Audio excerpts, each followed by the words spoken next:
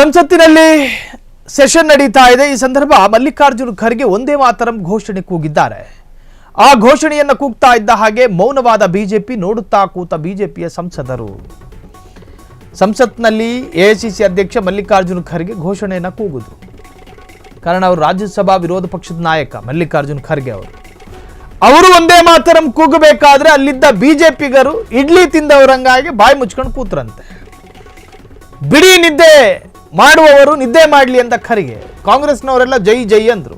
ಒಂದೇ ಮಾತರಂ ಅಂತ ಕೂಗ್ತಿರ್ಬೇಕಾದ್ರೆ ಅಲ್ಲಿದ್ದ ಕಾಂಗ್ರೆಸ್ನ ಸಂಸದರು ಜೈ ಅಂತ ಹೇಳಿದ್ರು. ಬಿಜೆಪಿಗರು ಬಾಯಿಗೆ ಅದೇನೋ ಬಂದು ಬಿದ್ದವರು ಹಾಕಿ ಸುಮ್ಮನೆ ಕೂತಿದ್ರಂತೆ. ಬಿಜೆಪಿಗರನ್ನ ಕಂಡು ನಿದ್ದೆ ಮಾಡೋದಕ್ಕೆ ಬಂದಿದ್ದೀರಾ ಅಂತ ಹೇಳಿ ಕೇಳ್ತಾರೆ ಮಲ್ಲಿಕಾರ್ಜುನ ಖರ್ಗೆ. ಮಲಗಿ ಎದ್ದು ಹೋಗಲು ಸಂಸತ್ತಿಗೆ ಬರಬೇಕಾ ಅಂತ ಹೇಳಿ ಪ್ರಶ್ನೆ ಮಾಡ್ತಾರಂತೆ. ಸಂಸತ್ತಿನಲ್ಲಿ ಖರ್ಗೆ ಒಂದೇ ಮಾತರಂ ಘೋಷಣೆ. ಮೌನವಾದ ಬಿಜೆಪಿ, ನೋಡುತ್ತಾ ಕೂತ ಬಿಜೆಪಿ ಸಂಸದರು ನೀವೇ ನಿದ್ದೆ ಮಾಡುತ್ತಿದ್ದೀರಾ ಎಂದು ಖರ್ಗೆ ಪ್ರಶ್ನೆ ಮಾಡಿದ್ದ.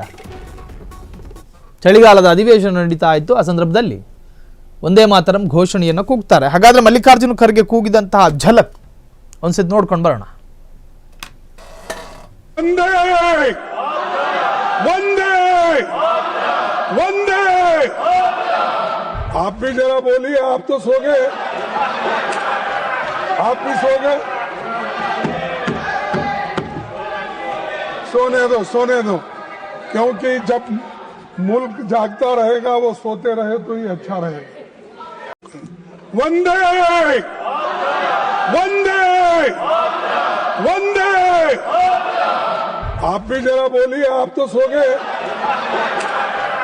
आप भी सो गए।